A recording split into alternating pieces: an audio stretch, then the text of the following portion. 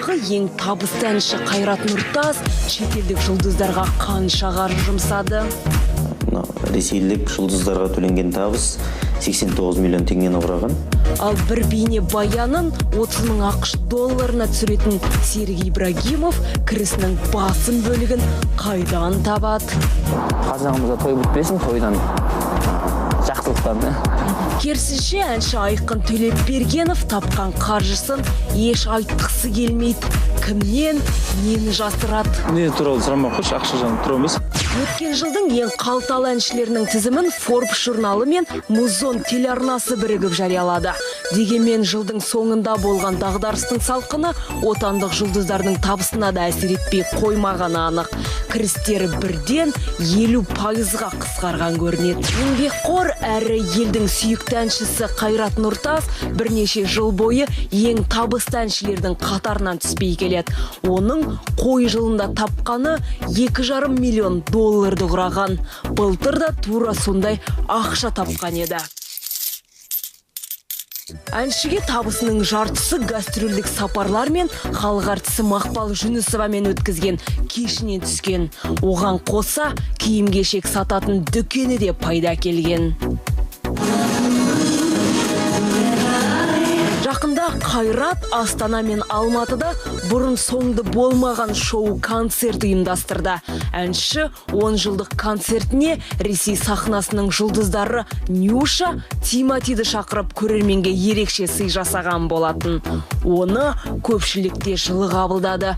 Дегенмен әншіге мұндай сый жасау оңайға соқпаған. Келісім шартқа отырып, оларды концертті өткізуге шақырған екен.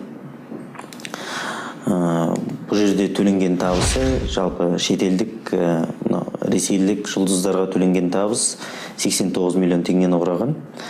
Бұл жерде 15% көлемінде салық ұсталынып қалған осы төленген табыстардан. Салық департаменті мамандарының пікірінше бүгінгі таңда Алматы қаласында 160-тан астам өнер иесі бар. Олардың тек 41-і салықтан жалтармайтын көрінеді. Қалталылар тізіміндегі жұлдыздардың басым бөлігі жеке кәсіпкерлік куәландыратын құжаттары болып шықты. Тіркелген 41 салық төлеушінің 2014 жылдағы жалпы табысы 237 миллион теңгені құраған. Ал 15 жылдың бірінші жарты жылдығында 99 миллион теңгені құрады.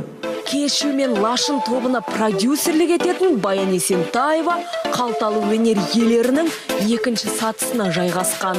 Оның жылдық кірісі 1 миллион доллар. Продюсер тек бір ғана кешу тобынан жылына 500 мың доллар табыс табады екен.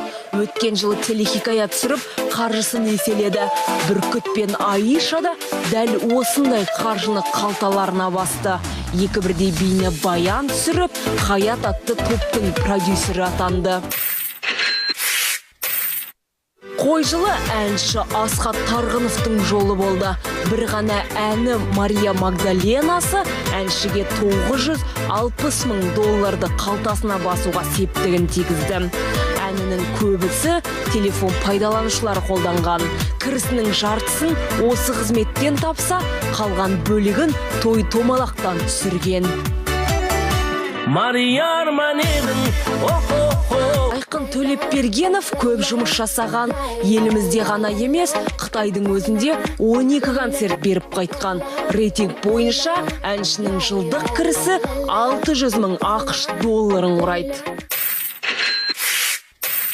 Қалтаңызда қанша ақшаңыз бар деген сауалымыздан Айқын оңай құтылып кетті. Негізі мен бай адам, бірақ байлық деген ол ақша емес.